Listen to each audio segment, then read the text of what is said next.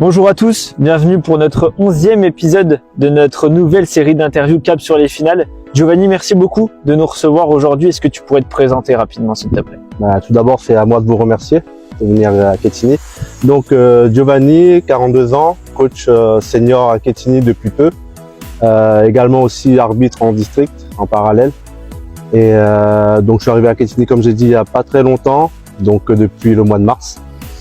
Mais sinon je coach en senior depuis environ 6 ans.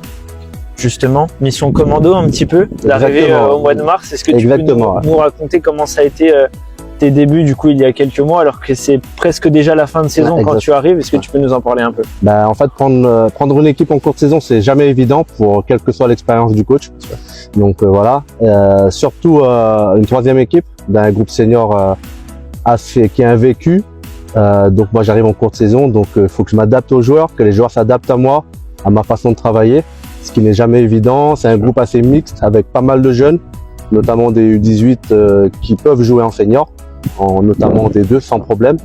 Mais il faut arriver à faire, trouver le bon compromis pour que les joueurs d'expérience puissent vraiment apporter leur contribution pour que les jeunes puissent s'adapter au monde senior et que ça soit vraiment bénéfique au niveau résultat.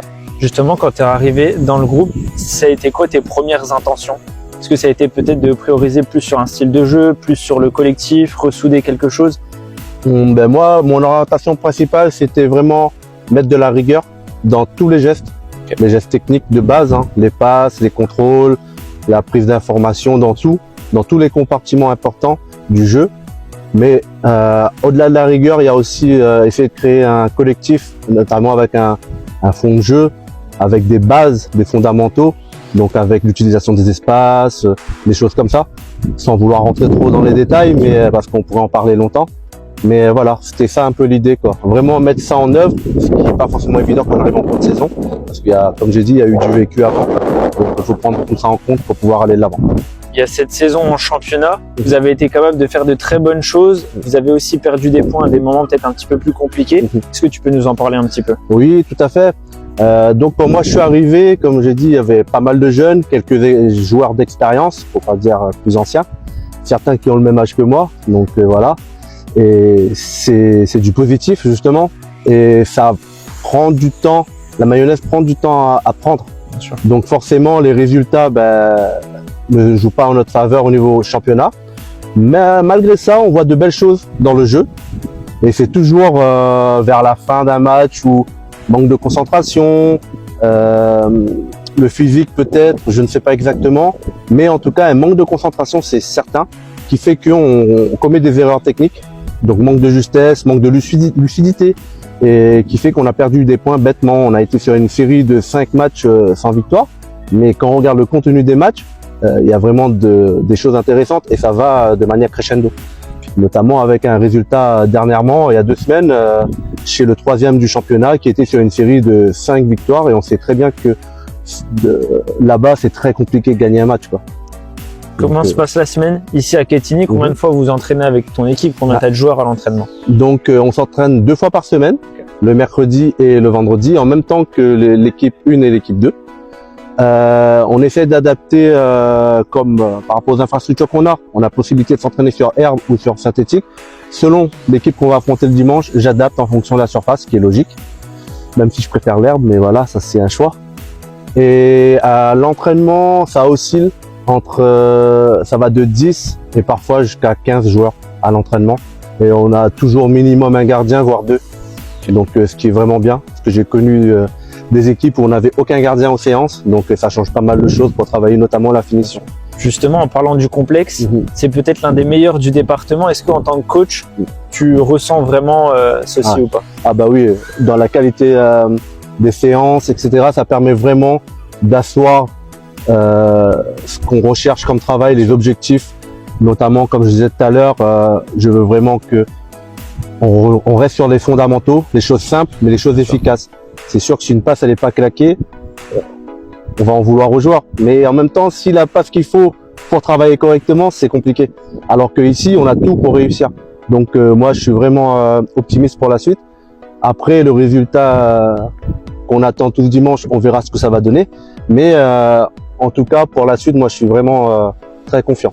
Justement, dimanche, demi-finale de la Coupe de Côte d'Or complémentaire Crédit Agricole. Vous êtes à un petit match de fouler la pelouse de Gaston Gérard. Oui. Qu'est-ce que ça représente pour toi et comment tu essayes de le donner à tes joueurs? Pour moi, ça représente vraiment quelque chose de grand à l'échelle de Dijon. Gaston Gérard, c'est quand même le stade de l'équipe du DFCO. Comme j'y ai travaillé, j'allais souvent au stade avec les jeunes quand ils étaient en Ligue 1. Donc c'est un beau stade. Et à l'échelle de Dijon, franchement, c'est l'occasion rêvée de jouer sur une pelouse magnifique, quoi. Et dans un stade où ils n'auront pas forcément l'occasion. On ne sait jamais ce qui peut se passer en foot, mais ils n'auront pas l'occasion de rejouer là. Donc franchement, je joue beaucoup là-dessus et les joueurs, ils sont vraiment motivés et concentrés sur ce match-là. Ils en parlent beaucoup entre eux. Oui, ils en parlent beaucoup. Ouais. Et après, j'ai dû faire des choix. J'ai déjà commencé à faire des choix et du coup, malheureusement, je fais des malheureux. C'est comme ça. C'est le foot et c'est la loi du sport, quoi. Comment s'est passé le dernier tour chez le petit poussé de la compétition qui a réalisé vraiment un très beau parcours?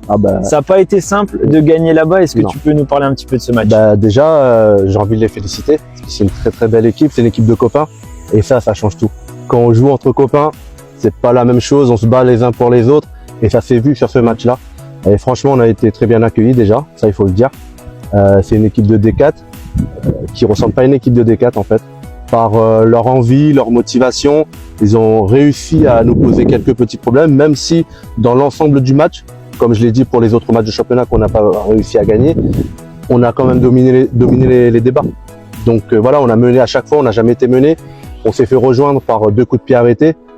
C'est de notre faute, hein. Ça, il n'y a pas de problème. Où on va dire les erreurs sont provoquées. Il n'y a pas de chance. La chance, ça se provoque et ils ont réussi à provoquer leur chance et c'est très bien. Après, voilà, on est allé au tir au but face à eux. On est passé, pas eux. Voilà, on a eu un petit peu de chance à tourner en notre faveur et tant mieux pour nous. Dimanche, c'est Saint-Apo, une très bonne équipe de D1. Est-ce que tu es allé les voir jouer? Est-ce que tu t'es renseigné un petit peu ou pas? Je me suis effectivement renseigné, mais je suis pas allé les voir jouer puisque l'année dernière, j'étais dans un autre club qui était en R3, qui est toujours en R3, le club de Gevrey. Et cette équipe-là était en R3. Malheureusement, elle est descendue parce que l'équipe supérieure est descendue. Donc, par effet domino, ils sont descendus en D1. Donc, la majorité de l'effectif, bon, il y en a quelques-uns qui sont partis ou qui jouent au-dessus, mais j'en connais quelques-uns. Donc après, je ne sais pas s'ils seront là dimanche ou pas, mais je pars du principe qu'il faut les respecter. S'ils sont arrivés en demi-finale, c'est pas pour rien. Ils sont quand même allés gagner une demi-finale à Verrey-sous-Salmez. Aussi très compliqué de gagner là-bas. Ils ont fait un résultat plus qu'honorable, même très très bien. 3-2 gagner là-bas, c'est exceptionnel. Pour avoir joué 2 fois là-bas avec mes anciennes équipes, je peux le dire, c'est très compliqué de gagner là-bas. Et eux, ils l'ont fait, donc il faut vraiment les prendre au sérieux et pas tenir compte des résultats en championnat. Giovanni, merci beaucoup de nous avoir reçus aujourd'hui à Quetigny. Bon match dimanche, bonne fin de saison également. Et puis voilà, un grand merci de nous avoir accueillis. Merci à toi. Au revoir.